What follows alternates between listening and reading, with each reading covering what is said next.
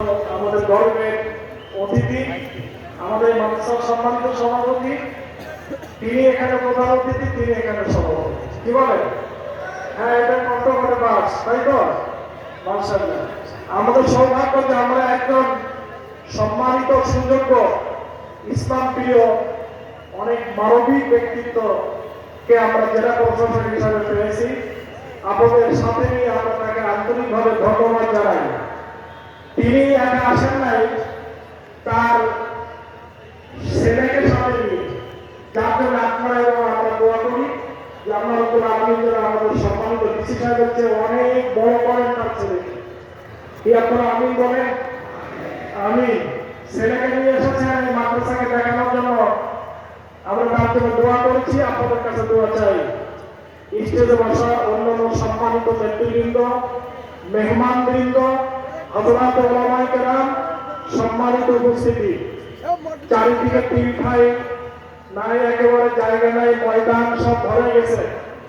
আমরা বসার যে জায়গা করেছিলাম সে জায়গা ছাপিয়ে চারিদিকে লোকজন দাঁড়িয়ে আছেন, আপনারা কষ্ট পাচ্ছেন। আপনাদের কাছে আমরা দুঃখ প্রকাশ করছি। আর আপনারা যে পরিবার এখানে আছেন, আমরা মা বোনদের জন্য প্রায় এতটা জায়গা করেছিলাম, কিন্তু মাগরিবের পরপরই সেই জায়গা ভরপুর হয়ে গেছে এবং এলাকার বিভিন্ন জায়গায় কষ্ট করে আমাদের সম্মানিত মা এবং বোনেরা সেখানে বসে থেকে দাঁড়িয়ে থেকে মাহফিল শ্রবণ করছেন। আমরা আমাদের সম্মানিত সভাপতি মাননীয় ডিসি সাহেবকে আমরা জানাতে চাই যে এই মাহফিলটা মানুষ সারা রাত জেগে এই মাহফিলে বরকত গ্রহণ করে আর ফজরের নামাজের পর আখেরি মোনাজাত শেষ দোয়া করে এখান থেকে বিদায় হয়। এই জন্য আগরকারী মাদ্রাসা আমি আজকে প্রায় 12 বছর পরে এই স্টেজে দাঁড়ানোর সুযোগ আল্লাহ তাআলা আমাকে তৌফিক দিয়েছেন।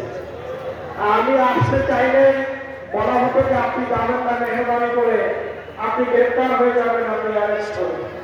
12 বছর পরে আপনাদের সাথে, হ্যাঁ 12 বছর পরে আপনাদের সামনে আমরা এখানে এসেছি। আজকে মাদ্রাসা তিনি ভারপ্রাপ্ত অধ্যক্ষ, তিনি আপনারা জানেন তিনি হাফেজে কোরআন, একজন মজবুত হাফেজে কোরআন, একজন ভালো মানের মুফাসসিরে কোরআন, একজন ভালো মানের ফকিহ, একজন ভালো মানের মুহাদ্দিস। এই মাদ্রাসার তিন ছাত্র আমরা একসাথে লেখাপড়া করছি, তিনিও আসতে পারেন। এখানে আসলে যে মাহফিল বন্ধ করে দেওয়া হবে, আমাদেরকে গ্রেফতার করা হবে। যারা এই দেশ থেকে পালিয়ে গেছে, এই মাদ্রাসা যারা লুটপাট করে খেয়েছে, তারাও পালিয়ে চলে গেছে। অতএব আপনাদের প্রান্তীয় প্রতিষ্ঠান, যে প্রতিষ্ঠানে প্রায় 200 বিঘার মতন জমি জনগণ দান করেছে এই মাদ্রাসাকে ভালোবেসে, আপনাদের পরিবার টুকরা এই মাদ্রাসার ছাত্ররা ঢাকা বিশ্ববিদ্যালয়, রাজশাহী বিশ্ববিদ্যালয়, ইসলামী বিশ্ববিদ্যালয়, সরকারি মন্ত্রণালয়ে, গভর্নমেন্টের অনেক গুরুত্বপূর্ণ জায়গায় আমাদের ছাত্র ভাইরা তারা দায়িত্ব পালন করেছেন, অনেকেই করছেন। এই জন্য আমরা গর্বিত এই মাদ্রাসার ফসল আলহামদুলিল্লাহ একটি সোনালী ফসলে যে আমরা আপনাদেরকে গড়ে দিতে পারতাম। আবার এখানে আমরা হোস্টেল করেছি। মাননীয় জেলা প্রশাসক মহোদয় তিনি তার বদলতা এবং তার দিল দিয়ে তিনি এই মাদ্রাসাকে ভালোবেসেছেন। বার্ষিক স্মৃতি সভায় আমি ছিলাম না, তিনি এসেছিলেন, গুরুত্বপূর্ণ বক্তব্য রেখেছিলেন, তিনি জুমার নামাজে এসেছেন, বক্তব্য রেখেছেন। তিনি একদম শুধু জেলা প্রশাসক নয়, তিনি কোরআন এবং হাদিসের একজন উৎপত্তিশীল একজন ব্যক্তিত্ব। তিনি চমৎকার কোরআন এবং হাদিসের চমৎকার করে বক্তব্য রাখতে পারেন।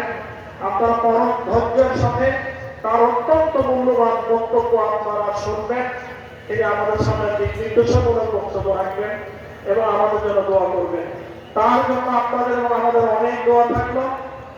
ওনার ব্যস্ততার মধ্যে উনি এসেছেন, সারাদিনের ব্যস্ততার শেষ নাই।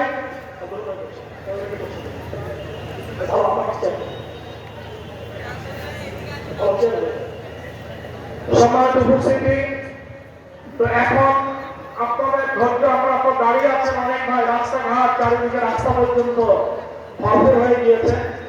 এখন আমাদের সামনে ঘোষণা আসবে। আমাদের এই পর্যায়ে আমাদের মাননীয় সভাপতি এবং উনি এই মাহফিলের আজকে প্রধান অতিথি। আমি আমার প্রধান অতিথি এই শব্দটা আমার জন্য খুব লজ্জা লাগছে, আমি এটাকে ফিরাই দিলাম। কি বলেন? এই শব্দটা আমার জন্য মানে না, বাড়ির লোক এমন হতে পারে নাকি, তাই তো? তাতে বাড়ির মানুষ পরে এখন আপনাদের সামনে মূল্যবান বক্তব্য রাখবেন, ব্যক্তিত্ব সম্পর্কে আপনাদের সামনে যে কথা রাখবেন আমাদের আজকের এই সভার সম্মানিত সভাপতি, মাদ্রাসার সম্মানিত সভাপতি মাননীয় জেলা পরিষদ জনাব মোশতাক আহমদ সাহেব, এই আপনাদের সামনে বক্তব্য।